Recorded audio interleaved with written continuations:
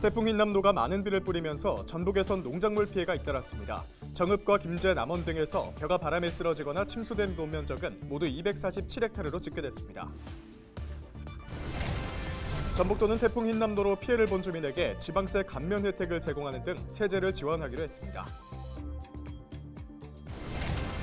7일 오전 6시 반쯤 순창군 인계면의 한 장류 가공 공장에서 불이 났습니다. 이 불로 소방서 추산 4억 800만 원의 재산 피해가 났습니다. 명절을 앞두고 일부 자치단체들이 모든 시군민을 대상으로 재난지원금을 지급하고 있습니다. 반면 재난지원금을 지급하지 못한 지자체들은 주민 눈치 보기에 급급하고 있습니다.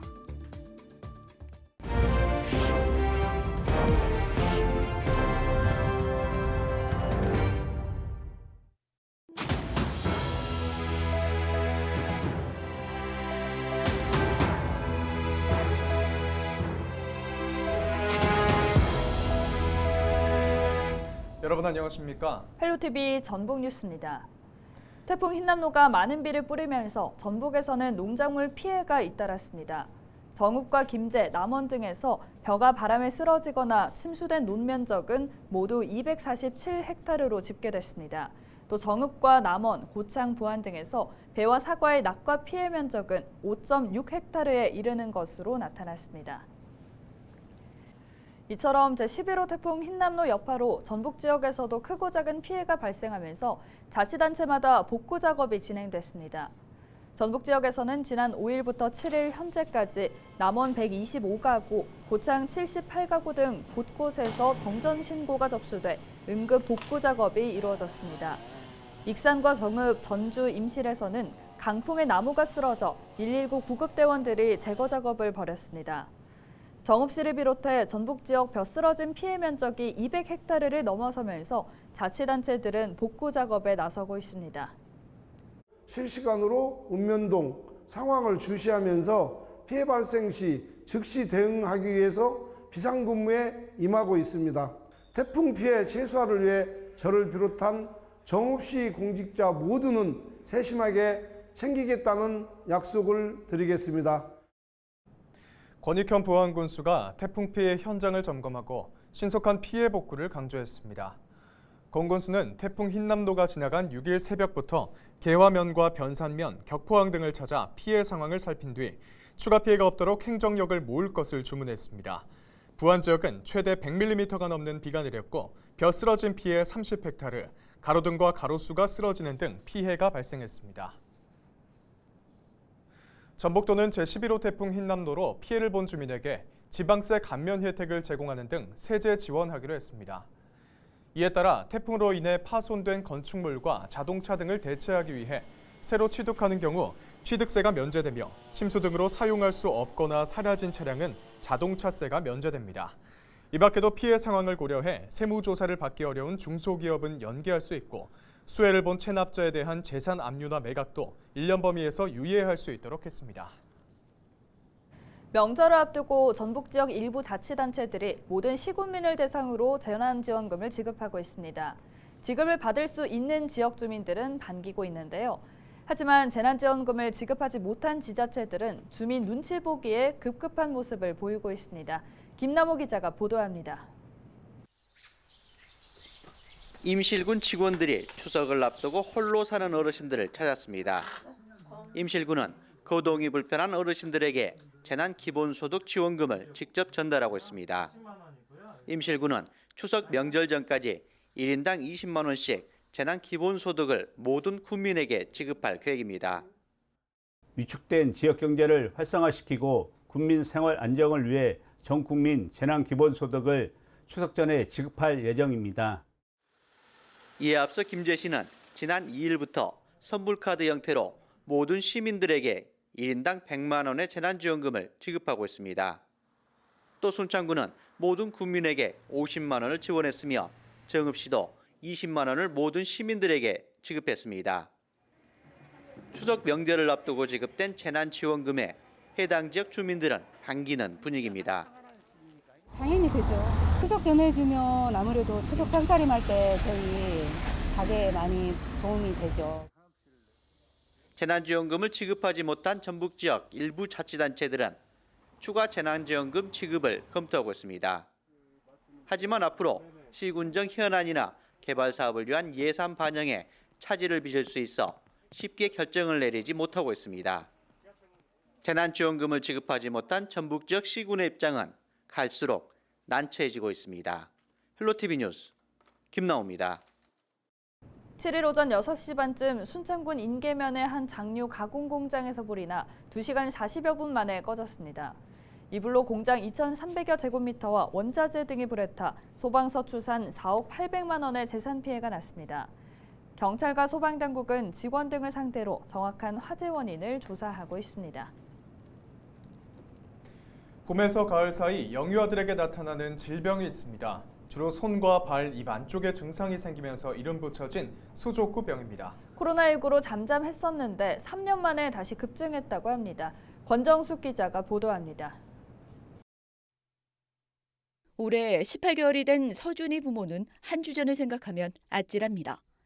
서준이가 39도 고열이 나더니 손과 발에 물집이 생겼고 입안도 헐어 음식도 제대로 먹지 못했기 때문입니다. 수족구병이었습니다. 물집은 사라지고 딱지가 생길 만큼 좋아졌지만 급증한 환자의 병실이 없어 지금도 집에서 돌보고 있습니다. 열이 39도, 40도 가까이 열이 나더라고요. 그래서 병원에 가니까 수족구라고 해서 조금 아기 같은 경우에 조금 심하다고 하더라고요. 그래서 병원에 입원하려고 했는데 지금 뭐 수족구고 뭐 또 다른 질병으로 아동병원에 입원실이 없어가지고. 코로나19로 잠잠했던 수족구병이 사회적 거리 두기가 풀리고 야외 활동이 늘면서 3년 만에 다시 급증하고 있습니다. 지난 2년간 수족구병은 외래 환자 1000명당 0.7명에서 2명. 올해는 확산세가 꺾이지 않더니 8월 셋째 주에는 1000명당 36.7명으로 36배나 증가했습니다. 수족구병은 주로 6살 이하 영유아들이 걸리는데 침이나 가래, 콧물 등 호흡기 분비물로 전파됩니다. 잠복기는 3일에서 일주일, 발열과 인후통, 발진 등이 주요 증상입니다. 보통 일주일에서 열흘 정도면 회복되지만 드물게 합병증도 나타날 수 있어 주의가 필요합니다. 바이러스가 이름도 좀 이상하지만 콕사키 바이러스하고요, 엔테로 바이러스 두 종류가 있습니다. 입안에 만약에 물집이 생기면 애들이 잘 먹지 못하고 탈수가 많이 발생합니다. 그래서 발견하면 빨리 잘 먹지 못할 경우 저희가 소액 공급을 한다든지 해서 탈수를 예방해야죠. 백신도 마땅한 치료제도 없는 수족구병. 예방이 최선인 만큼 손 씻기 등 위생관리는 물론 수영장이나 놀이시설을 다녀왔다면 발진 등 의심 증상을 잘 살펴야 합니다. 헬로티비 뉴스 권정숙입니다.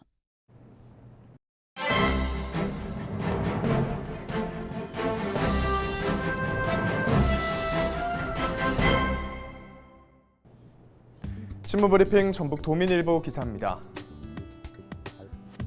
여야 전북 정치권의 올 추석 귀향 활동은 그 어느 때보다 힘들 것으로 관측되고 있습니다. 민주당은 8.28 전당대회 결과 이재명 당대표, 한병도 전북도당 위원장 체제가 새로 출범했는데요.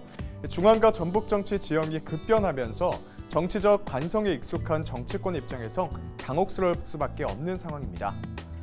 정치권이 이번 추석 귀향 활동을 차기 총선의 전초전으로 해석하고 있는 것도 민주당 전대 이후 달라진 정치 지형과 무관하지 않다는 시각이 지배적인데요. 민주당 소속 전북 의원은 6일 시계 제로의 현 정치 상황이 전북 정치권에 더 이상 안전지대를 제공하지 않고 있다면서 1년 6개월 정도 남은 22대 총선을 벌써부터 불붙게 만들고 있는 것 같다고 말했습니다. 특히 내년 4월에 치러지는 전주울 국회의원 재선거는 전북 전역을 총선전으로 이끄는 나비 효과를 낼 것 같은데요. 추석 연휴를 틈타 국민의힘 정운천 의원을 시작으로 민주당 이병철 전주울 지역위원장 권한대행, 최형재, 이정헌, 이덕춘, 고종윤, 박진만 등 전주울 재선거 후보군의 움직임이 더욱 바빠질 것으로 보입니다. 지금까지 신문브리핑이었습니다.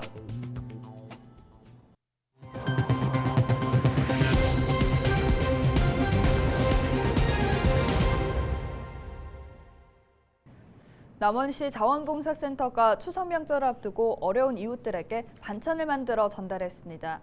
대한적십자사 봉사회 남원지구 협의회는 자원봉사자 30여 명과 함께 밑반찬을 만들어 남원 지역 취약계층 100가구에 전달했습니다.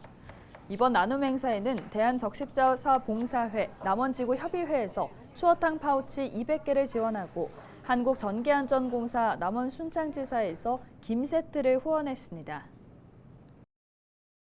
우리 추석을 맞이해서 우리 주변에 어렵고 소외된 이웃들이 많은데 좀 도움이 되고자 우리 적십자에서 이렇게 많은 봉사원들이 나와서 이렇게 봉사를 하고 있습니다. 우리 주변에는 아직도 어려운 이웃이 너무나도 많이 있기 때문에 우리가 이 행사를 연중하고 있습니다. 순정축산업협동조합이 어려운 이웃에 전해달라며 전북지체장애인협회 정읍시 제외해 돼지고기 100박스를 기탁했습니다. 기탁한 물품은 정읍지체장애인협회를 통해 형편이 어려운 장애인에게 전달될 예정입니다. 고창인 조합장은 소외된 계층과 장애인 복지에 관심이 많았다며 작지만 소중하게 사용해달라는 뜻을 밝혔습니다.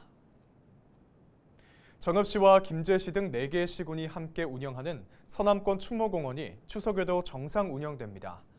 추석 연휴 기간 동안 봉안당과 자연장을 오전 8시부터 오후 5시까지 운영합니다.